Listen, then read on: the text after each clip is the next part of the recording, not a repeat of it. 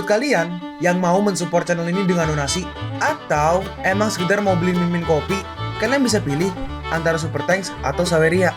Gue sih nggak masalah kalian pilih yang mana. Cuma kalau bisa lewat Saweria aja. Soalnya kalau YouTube potongannya gede 30%. Kalau Saweria cuma 5%. Untuk link Saweria kalian bisa klik aja di atas kanan nih, atau bisa cek di kolom deskripsi. Tapi kalau mau support gak harus donasi kok.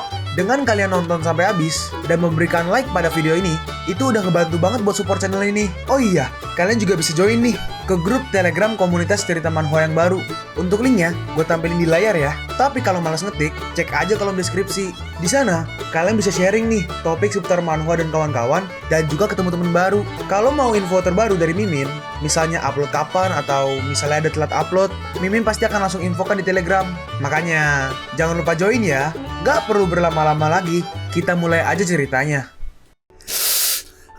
Bodoh lah. Mati kau, praktisi Cibelaka. Kau bahkan gak memiliki kualifikasi untuk meninggalkan beberapa luka padaku. Di sini mereka pun bertarung, dan terlihat Ling Yun terluka parah. Praktisi Cilemah sepertimu bisa memaksaku yang telah melintasi 2 perbatasan untuk menjadi seperti ini. Matilah. Dia menyerang karena Ling Yun, tapi di sini Ling Yun seperti biasa, MC pada umumnya, dia mengingat anggota keluarganya yang telah dihabisi. Ling Yun langsung ngamuk dan menggunakan pedangnya. Ling Yun menyerangnya dan ternyata pedangnya patah. Walaupun di sini berhasil mengenai lehernya ya, tapi sayangnya pedangnya patah. Kau telah memberiku banyak hiburan. Matilah dengan penuh dendam dan kebencian. Si botak akan menyerang Ling Yun, tapi tiba-tiba ada serangan dari atas yang langsung membelah 2 orang itu. Lalu orang itu turun, dasar murid bodoh. Oh, guru dari Ling Yun. Dasar murid bodoh. Kau adalah satu-satunya penerus gurumu dalam hidup ini. Kalau kau mokat begitu aja, siapa yang akan mewarisi ilmu pedangku? Lalu pedang itu langsung digabungin sama gurunya. Hanya satu yang benar, kekuatan adalah kebenaran. Kalau kau ingin seluruh dunia ingin sesuai kehendakmu, maka jadilah yang teratas. Buat semua makhluk berada di bawahmu. Dunia ini terlalu besar. Bahkan jika aku berlatih sepanjang hidupku, itu gak mungkin untuk mencapai ranah seorang master. Apalagi ada begitu banyak master di dunia. Bagaimana cara aku bisa berlatih? Apa orang tua dan adik perempuanku bisa selamat? Lalu dengan cepat Ling Yun pun langsung pergi. Di luar ternyata hujan ya saat dia keluar ya. Saat itu aku putus asa, bingung dan sakit. Ling Yun sepertinya kelaparan ya, dan dia pun langsung tergeletak. Lalu tiba-tiba Ren datang. Hei, kamu kenapa? Cepat, bawa dia ke mobil. Ternyata itu saat dia ketemu dengan Ye Tingyu. Oh gitu. Ling Yun berkata, semuanya berkatmu. Di saat aku berada di bawah dan putus asa, aku bisa memiliki keberanian lagi. Aku menunggu sampai kematianku tiba di rumah keluarga Ye. Bekerja sebagai penjaga, sampai ayahmu juga meninggal karena perampok. Ketika keluarga Ye-mu berantakan. Nah ini flashback zaman dulu ya. Tingyu berkata, setelah kesulitan ini, keluarga Ye memiliki aku. Itu gak akan pernah kacau. Setelah saat ini, aku akan menjadi kepala keluarga Ye yang baru. Lanjut Ling Yun yang ngomong, kau lebih berani dariku. Kau baru aja menahan rasa sakit karena kehilangan ayah, tetapi dia masih bisa menanggung krisis seluruh keluarga dan bisa mengubah arus. Kekuatanmu itu yang memberiku keberanian lagi untuk kembali hidup. Dan ternyata anak kecil ini yang tadi ngelihat kejadian itu, yang gua asumsikan itu adalah Chiasin. Tinggi berkata, tidak, bukan seperti itu. Aku mendapatkan keberanian karenamu. Hah? Apa? Jadi oke, akhirnya flashback lagi nih. Seseorang dari salah satu kumpulan ini, orang yang tengah berkata, Tingyu, paman dari semua keluarga telah tiba. Keluarga Ye nggak boleh ditinggal sendirian selama sehari. Kepala keluarga tidak memiliki anak laki-laki. Jadi kepala keluarga baru harus dipilih sesegera mungkin. Jika tidak, ratusan orang di keluarga Ye akan habis. Iya, cepat, serahkan token ayahmu. Ayo, serahkan. Tapi tiba-tiba dihalangin sama si Ling Yun. Ling Yun menggunakan sebuah skill dan langsung membelah lantainya. Seseorang berkata, siapa kamu? Bagaimana orang luar sepertimu bisa ikut campur dalam urusan keluarga Ye? Keluar! Lanjut Tingyu ngomong, ketika semua orang menganiayaku dan mencoba mendorongku ke dalam situasi putus asa, kau melangkah maju dan berdiri di depanku. Itulah yang memberiku keberanian. Dan di sini Tingyu mengusap air matanya. Dia berdiri dan maju dan berkata, setelah kesulitan ini, keluarga Ye memiliki aku. Itu gak akan pernah kacau. Setelah saat ini, aku akan menjadi kepala keluarga Ye yang baru. Tingyu berkata, kau memberiku keberanian. Dan aku mengandung anak kembar, laki-laki dan perempuan, yang memberiku keberanian untuk menghadapi semua kesulitan. Tuh marah-marah ya, cuma nggak ada apa, nggak ada itunya, nggak ada teksnya. Lanjut ya. Dalam beberapa bulan ke depan, aku memperbaiki bisnis keluarga, membersihkan pencuri keluarga, membangun kembali perusahaan dan menghadapi rival bisnis, dan akhirnya membuat keluarga ini melewati krisis besar. Dan di sini setelah urusan selesai, Tingyu mau menemui Ling Yun. Hey, monster pemabuk, terima kasih untuk. Tapi saat dibuka, Ling Yun gak ada. Dan ternyata ada sebuah surat. Tulisannya, terima kasih sudah memberiku harapan lagi. Sorry. Masalahnya parah, Cok. Ditinggal pas lagi hamil. Mungkin Ling Yun pergi nyari susu mungkin ya. Dan oke, bener ya, anak yang kecil tadi itu si Chiasin. Jika tidak ada cahaya di sekitar, maka nyalakan dirimu. Setelah mengalami penderitaan terdalam dan menemukan sesuatu untuk dilindungi, keberanian akan diturunkan dari orang ke orang. Itu keajaiban. Di sini sedikit flashback nih ke Ling Yun saat di medan perang, di mana temennya sekarat. Maaf saudaraku, tolong bawakan mereka sebuah harapan. Lagi pula, semua orang akan mati. Apa gunanya membuat sebuah keberadaan? Aku hanya ingin tidak menyesal pada saat kematian. Hentikan omong kosong. Bahkan kalau kau menyebutku sesat, aku masih menggunakan caraku sendiri untuk mempertaruhkan hidupku untuk menemukan jawaban dunia ini. Yang lebih kuat adalah kebenaran. Klan Ekor 9 kami, dengan seluruh kekuatan kami, bisa melindungi keselamatan klan monster kami untuk sementara waktu. Bukannya aku sangat mencintai mereka, tetapi jika aku meninggalkan mereka, aku tidak akan punya tempat tinggal. Karena itu, aku yang berterima kasih kepada mereka. Kak Feng, bahkan kalau kau mokat, Lian Xin juga akan mencoba menghidupkanmu kembali. Jadi percaya dirilah saat bertarung. Selamat, kau telah memasuki kondisi tertinggi saat ini. Mulai sekarang, dunia akan berjalan di dunia nyata. Terus akhirnya, dia pun balik nih ke mode dewasa, udah gede. Ayah, ibu, hah? Putriku, nah putriku. Tiba-tiba seseorang berkata, itu bagus, garis kecil, itu bagus. Akhirnya kau bangun. Lalu saat mereka berkumpul, muncul si anak tapi mode kakak. Mode mau menjadi kakak laki-laki ya, kakak kedua. Hah, kakak, enggak, jangan kemari. Hah, garis kecil, kau sudah bangun. Aku sudah tidak memiliki arti keberadaan. Terus tiba-tiba, hah, ayah? Siapa bilang keberadaanmu tidak berarti? Siapa bilang gak ada artinya? Aku awalnya lahir untuk melindungi adik perempuanku. Aku adalah orang asing yang tidak ada. Angkat kepalamu. Tidak masalah dari mana kau berasal. Yang penting kau ada di sini. Dan kau adalah seorang kakak yang baik, yang melakukan yang terbaik untuk melindungi adik perempuannya. Kau melakukannya lebih baik dariku. Kau membuatku, Lin Yunfeng, sangat bangga. Lalu akhirnya maskernya pun retak. Benarkah? Iya. Selanjutnya kau akan bergabung denganku dalam melindungi anggota keluarga yang penting. Jadi apa yang masih kau lakukan? Bagaimana bisa kau menjadi begitu bodoh saat ini? Apa masih gak bisa melihat situasinya dengan jelas? Dan akhirnya dia pun mau ikut tuh. Ibu, adik perempuan. Terus mereka berdua langsung memeluknya. Mereka pun langsung memeluknya. Lalu setelah itu akhirnya balik ya ke dunia nyata. Dan di sini Piaisin mau kembali. Bye bye. Terus tiba-tiba, senior, hah? Ada apa? Kenapa kau menggunakan jiwamu untuk mencariku? Halo Nyonya, Nona. Hah? Apa? Kau? Bagaimana kau bisa tahu? Ini berdasarkan waktu yang senior habiskan di keluarga Y, usia anak-anak, dan pandangan Nona kepadamu. Dan fakta bahwa dia hamil duluan sebelum menikah, meski nggak ada buktinya, tidak sulit untuk ditebak, bukan? Senior, Perdana Menteri Timur kita sedang menunggu Anda untuk mengadakan rapat kabinet yang penting. Dia masih belum bertemu denganmu, jadi saat ini dia sedang mengamuk. Itu sebabnya aku keluar dari tubuhku dan bergegas ke sini untuk menemukan senior secepat mungkin. Hah? Apa? Aku akan pergi sekarang. Kenapa aku bisa melupakan ini? Setelah ini harusnya kita bersenang-senang bersama, tapi aku ada rapat sekarang. Tingyu berkata, urusanmu lebih penting. Pergilah. Ciaci menambahkan, sama jalan ayah. Ingatlah untuk datang dan melihat kami. Dan tiba-tiba anaknya rambutnya panjang gitu, entah dari mana. Sekarang kita pergi ke kabinet. Di mana di sini mereka berdua udah sampai. Ling Yu bertanya, kau bilang sebelumnya dia sedang mengamuk sekarang. Juniornya merespon, heh, apa aku mengatakan itu? Ketika dia menyamar sebagai laki-laki dan mengembara di Qianghu bersama kita, masalah pasien gangguan obsesif impulsif saat itu hanya lebih serius, bukan yang terburuk. Ling Yu berkata, sebaliknya, aku emang terlambat, tapi kenapa harus menungguku? Padahal dia bertanggung jawab atas urusan administrasi. Iya senior. Ya udah, ayo pergi. Terus dibuka, Saint sudah datang. Senior, kau sibuk sekarang, jadi aku akan pergi lebih dulu. Aku lebih takut menyinggung dia daripada menyinggungmu. Bye-bye. Kau pengkhianat, tunggu aja. Setelah ini, aku akan berurusan denganmu. Seseorang di dalam berkata, banyak kekacauan di dataran Cina dan banyak masalah menunggu untuk diselesaikan. Berapa banyak peristiwa besar yang perlu diputuskan oleh Saint. Aku nggak tahu kemana perginya Holy Lord dalam beberapa hari terakhir. Jika aku tidak menemukan jejak Holy Lord dari keluarga Y, aku masih nggak tahu di mana mencari dia. Segera setelah aku mendengar panggilanmu, aku segera bergegas datang kemari. Ling Yun pun masuk. Saat masuk, semua orang pun langsung berdiri. Pada rapat kabinet, aku juga diminta untuk memanggilku Perdana Menteri Timur.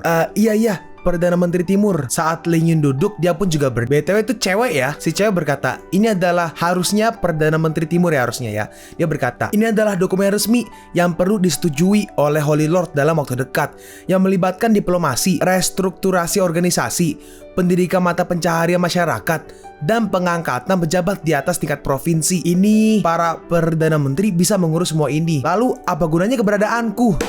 Ini adalah negara yang kau pimpin setelah kau taklukkan, Saint. Ini semua adalah hal yang harus dilakukan untuk mengkonsolidasikan era baru. Jika Anda nggak tahu tentang peristiwa besar ini, Holy Lord, siapa yang akan bertanggung jawab jika terjadi kesalahan? Yang kanan berkata, hanya Perdana Menteri Timur yang berani berbicara seperti ini kepada Holy Lord. Yang kiri merespon, itu wajar. Kau masih orang baru, kau nggak tahu Perdana Menteri dan Holy Lord adalah rekan hidup dan mati selama lebih dari 10 tahun. Dia pernah menyamar sebagai seorang pria dan berkeliling dunia bersama Holy Lord untuk memperjuangkan keadilan. Itulah persahabatan hidup dan mati. Ling Yun berkata, aku mengerti. Semuanya, tunggu sebentar. Akan kukerjakan sekarang. Terus, ada kaki buncinnya 3 biji untuk ngebantu ngecek dokumen-dokumennya.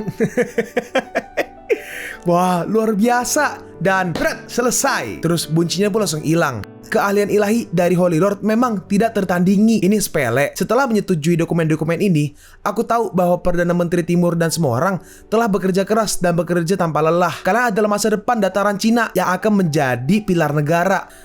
Aduh. Oke, aku udah selesai. Apakah ada pekerjaan lagi? Lalu setelah itu, mereka pun ngobrol berdua. Ling Yun berkata, kau nggak tahu orang ini. Perdana Menteri sibuk dengan segalanya. Jadi bicarakan aja padaku. Oh, oke. Nah, tuanku, jadi katakan padaku masalahnya agar aku bisa membantunya. Oke, kalau begitu gini. Dan sekarang kita pindah ke Sekte Tao. Ling Yun pergi ke sana tapi cuma bayangan, dan ternyata ada banyak kultivator ya di sini yang naik pedang terbang, dan mereka berkumpul di arena seni bela diri. Kakek tua ini berkata, konferensi 10.000 hukum Shenchou, kompetisi percobaan Sekte Tao dimulai sekarang. Tolong beri instruksi dari kepala. Tolong beri instruksi kepala. Dan ini kepalanya. Oke, ini ya berarti pemimpinnya ya. Ya seperti biasa, seperti dari alur Manuha ini, udah pasti pemimpinnya cewek. Oh, ini Sekte Tao, gue baru inget. Ini tuh Qian Fanshui yang di awal banget, kalau nggak salah ya. Kalau nggak salah, Sekte Tao. Dan ini, gue nebak gitu karena ada ini guys, ada pengenalan.